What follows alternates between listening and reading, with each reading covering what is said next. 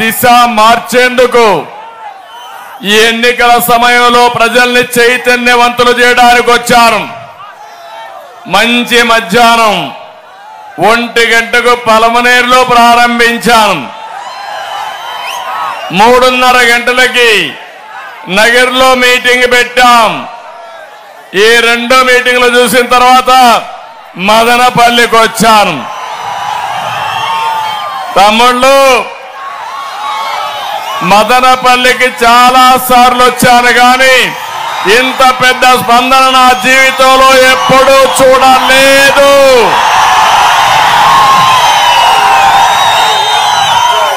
ఇది చూసిన తర్వాత నాకు అర్థమైంది, ఈ ప్రభుత్వం పైన మీకు కోపం ఉంది,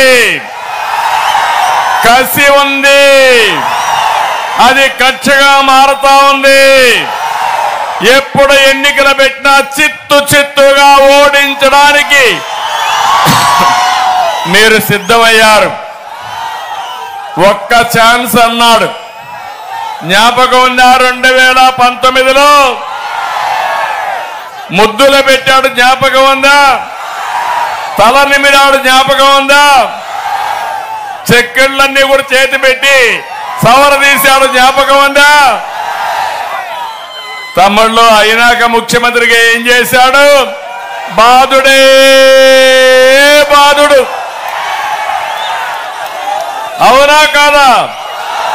గుద్దుడే గుద్దుడు. ఎవరినైనా వదిలిపెట్టాడా అని అడుగుతున్నా మిమ్మల్ని. ఆ బాధ ఈరోజు మీ అందరిలో చూస్తున్నాం. ఒక బాధ, ఒక ఆవేదన, ఒక ఆక్రందన, ఒక ఆవేశంగా తయారైంది. తొలి రోజు నేను చూస్తే నా 3 మీటింగులు సూపర్ హిట్ అయినాయి. ఇక రాబోయే అన్స్టాపబుల్ తెలుగుదేశం పార్టీ ఎన్డీఏ ఇక్కడ ఎక్కడికి వెళ్ళినా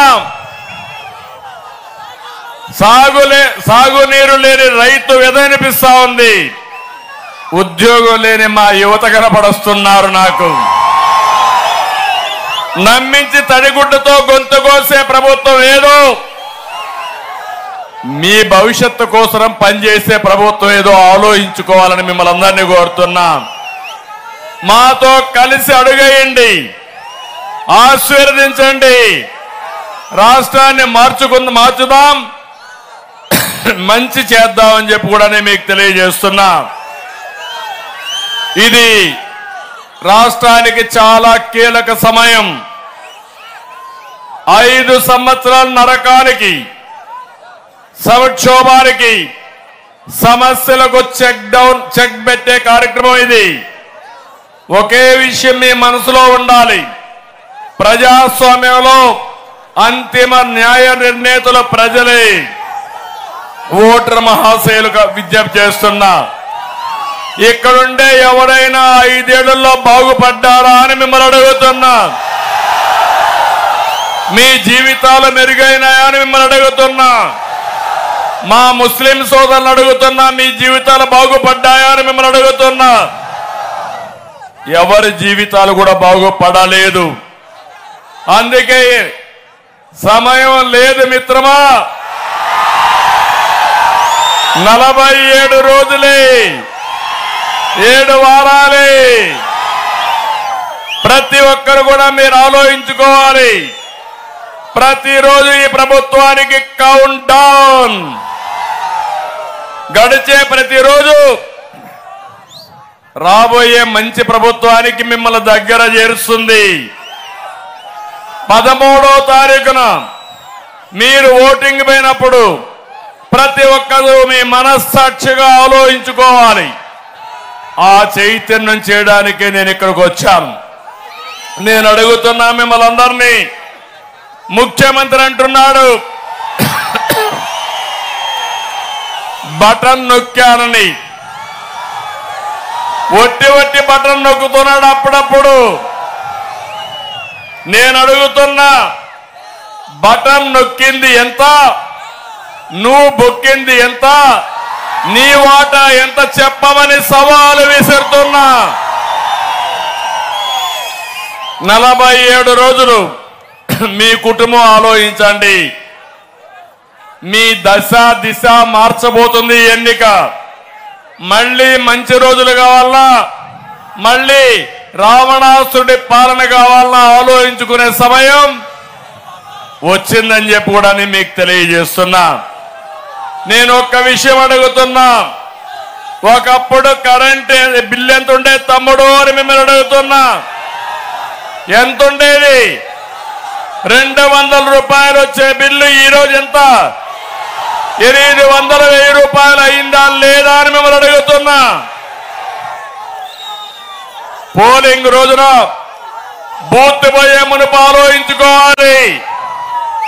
మీకు 100 రూపాయలు 1000 రూపాయలు ఇచ్చి నెలకు ఒక్క కరెంటు ఛార్జీలో 1000 రూపాయలు లాగేసి జలగ కావాలా, మంచి ప్రభుత్వం కావాలా ఆలోచించాల్సిన అవసరం ఉంది. 5 సంవత్సరాల్లో ఒక కరెంటు బిల్లులో ఎంత నష్టపోయారో ఒక్కసారి గుర్తు చేసుకోండి. దానిపైన ఓటేయండి అని మీకు అందరికి విజ్ఞప్తి చేస్తున్నా.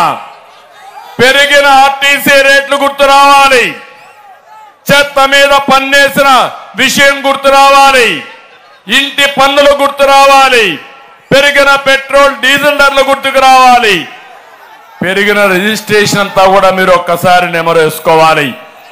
47 రోజులు ఆలోచించాలి. పక్కన కర్ణాటక రాష్ట్రంలో పెట్రోల్ ఛార్జ్ ఎంత, మన దగ్గర ఎంత ఒక్కసారి ఆలోచించుకోండి.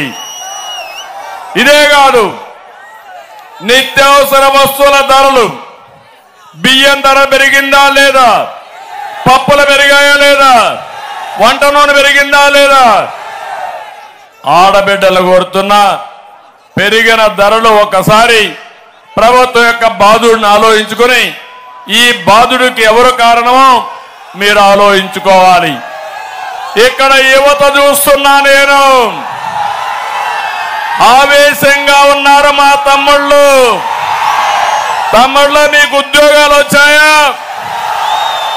జాబ్ క్యాలెండర్ వచ్చిందా? 5 ఏళ్లలో మెగా డిఎస్సి వచ్చిందా? మీకు ఒక్క ఉద్యోగం వచ్చిందా? రాష్ట్రంలో ఒక పరిశ్రమ వచ్చిందా? మీరెందుకు వైఎస్ఆర్ కాంగ్రెస్ పార్టీకి ఓటేయాలని అడుగుతున్నా. ఆలోచించారా పిల్లలు అని మిమ్మల్ని అడుగుతున్నా. అందుకే మిమ్మల్ని అందరినీ కోరుతున్నా, వైఎస్ఆర్ కాంగ్రెస్ పార్టీని చిత్తుగా ఓడించడానికి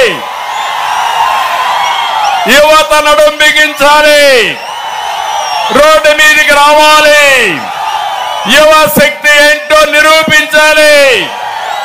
మొదటిసారి ఓటేసే పిల్లలు గుర్తుపెట్టుకోండి, ఈ ఓటు మీ జీవితాన్ని మారుస్తుంది. చేస్తారా అని నేను మిమ్మల్ని అడుగుతున్నా.